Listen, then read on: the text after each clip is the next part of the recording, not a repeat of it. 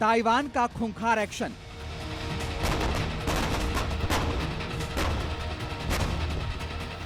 Dragon की बड़ी tension.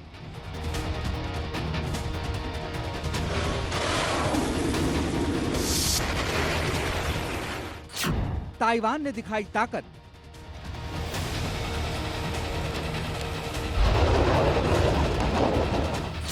कांप गया ड्रैगन।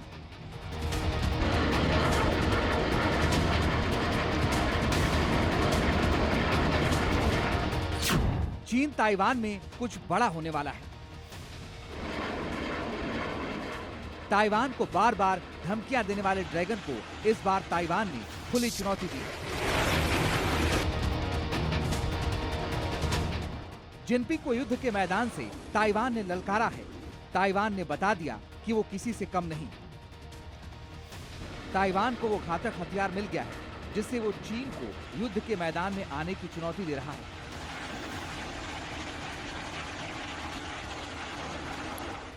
ताइवान को मिले इस हथियार का नाम है हिमार्स। ताइवान ने अपनी सैन्य ताकत का प्रदर्शन करते हुए पहली बार चीन की ओर अमेरिका से मिले रॉकेट हिमार्स दागे हैं।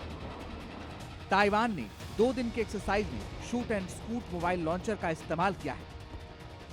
तो एक नई स्ट्रैटेजी है ताइवान की, लिटिल मोर अग्रेसिव, इसीलिए उन्होंने अपनी रॉकेट्स और मिसाइल्स फायर की हैं चीन की तरफ, जो वहाँ पे पानी है। अब देखते हैं चीन क्या करता है। कुछ नहीं करेगा, बोलेगा अच्छा चलो बातचीत करते हैं, हम ये करेंगे वो करेंगे, कुछ नहीं कर पाएगा। धमकियाँ देगा, बहुत शोर मचाएगा, लेकिन अल्टीमेटली चीन चुपचाप बैठा रहेगा। उसको पता है उसके पास ताकत नहीं है।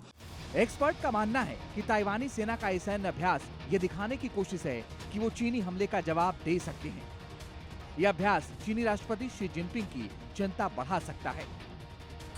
बता दें कि HIMARS high mobility artillery rocket system है जो ताइवान को अमेरिका से मिला है। हिमार्स सिस्टम का कई बार टेस्ट हो चुका है। ताइवान ने चीन की तरफ हिमार्स से रॉकेट दागे हैं। ताइवान ने चीन की तरफ पानी में रॉकेट दागे हैं। ताइवान सेना का कहना है कि दुश्मन से मौजूदा खतरे को देखते हुए हम मजबूत सेना के तौर पर ताइवान की रक्षा के लिए पूरे संकल्प के साथ हिमार्स की ट्रेनिंग जारी रखेंगे। हालांकि ताइवान ने कम दूरी वाले प्रैक्टिस रॉकेट का इस्तेमाल किया है। ये समुद्र तट से ज्यादा दूर नहीं जाते और पानी में गिर जाते हैं। बता दें, ये रॉकेट ताइवान के पश्चिमी तट पर अभ्यास के दूसरे दिन दागे गए। यहाँ ताइवानी सेना अपना अभ्यास कर रही है। ताइवान की सेना अपनी क्षमताओं को परख रही है। इनका मकसद चीनी हमले का जवाब देने का अभ्यास करना है।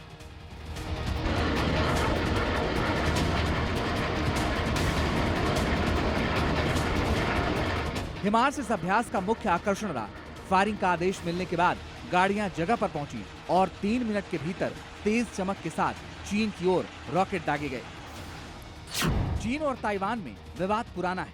ताइवान को चीन अपना हिस्सा मानता है। चीन ताइवान पर नियंत्रण चाहता है, जबकि ताइवान खुद को स्वतंत्र देश मानता है। चीन ने ताइवान के पास सैन्य गतिविधियां बढ़ाई हैं। साथ ही समुद्र में कई बार टकराव देखने को मिला है।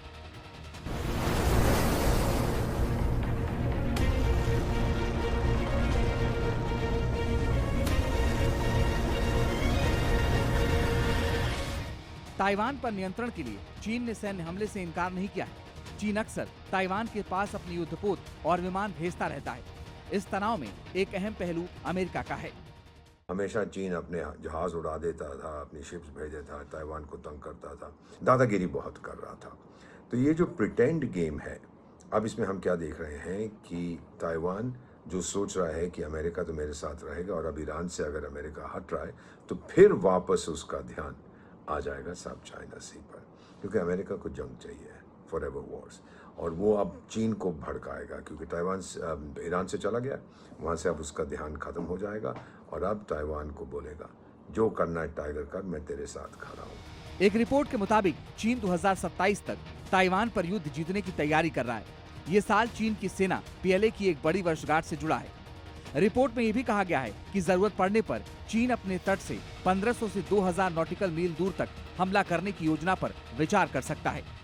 इसी आशंका के चलते ताइवान अब अपनी तैयारी तेज कर चुका है और चीन के किसी भी हमले का सटीक जवाब देने के लिए सेना को तैयार कर रहा है। ब्यूरो रिपोर्ट, जी मीडिया।